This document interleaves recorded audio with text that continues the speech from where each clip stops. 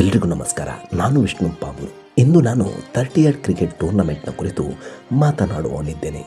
ಸಾಮಾನ್ಯವಾಗಿ ಈ ಆಟ ಸ್ಥಳೀಯ ಮಟ್ಟದ ಟೆನ್ನಿಸ್ ಬಾಲ್ನ ಸೀಮಿತ ಓವರ್ನ ತುಂಬ ಜನಪ್ರಿಯ ಆಟವಾಗಿದೆ.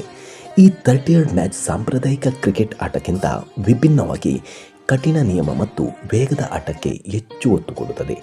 ಈ ಆಟದಲ್ಲಿ ಮೈದಾನ ತುಂಬ ಸಣ್ಣಗಿದ್ದು ಕೇವಲ 30 ಯಾರ್ಡ್ಗಳ ಸಣ್ಣ ವೃತ್ತದ ಒಳಗಡೆ ಆಟ ಜರುಗುತ್ತದೆ. 30 ಯಾರ್ಡ್ ವೃತ್ತದ ಹೊರಗಡೆ ಬೀಳುವ ಫುಲ್ ಟಾಸ್ ಎಸೆತಗಳನ್ನು ಔಟ್ ಎಂದು ಪರಿಗಣಿಸುತ್ತಾರೆ. ಈ ಆಟ ಅದೆಷ್ಟು ಜನಪ್ರಿಯವಾಗಿದೆ ಅಂದರೆ ಮಹಾರಾಜ ಟ್ರೋಫಿನಂತಹ ದೊಡ್ಡ ಲೀಗ್ನಲ್ಲಿ ಆಡುವ ಆಟಗಾರರು ಕೂಡ ತಮ್ಮ ಬಿಡುವಿನ ಸಮಯದಲ್ಲಿ ಈ 30 ಯಾರ್ಡ್ ಟೂರ್ನಮೆಂಟ್ನಲ್ಲಿ ಆಡುತ್ತಾರೆ. ಇಲ್ಲಿ ನಾಕೌಟ್ ಅಥವಾ ಲೀಗ್ ಮಾದರಿಯ ಆಟಗಳು ನಡೆಯುತ್ತದೆ. ಕರ್ನಾಟಕದ ಉಡುಪಿ, ಮಂಗಳೂರು, ದಾವಣಗೆರೆ, ಬೆಂಗಳೂರು ಮುಂತಾದ ಕಡೆ ವಾರಾಂತ್ಯದಲ್ಲಿ ಈ ಟೂರ್ನಿಗಳು ಜಾಸ್ತಿಯಾಗಿ ಜರುಗುತ್ತದೆ. ನಿಮ್ಮೂರಲ್ಲೂ ಈ ಆಟ ನಡೆಯುತ್ತಿದ್ದರೆ ಅನಿಸಿಕೆಯನ್ನು ಕಮೆಂಟ್ ಮಾಡಿ ತಿಳಿಸಿ. ನಮಸ್ಕಾರ.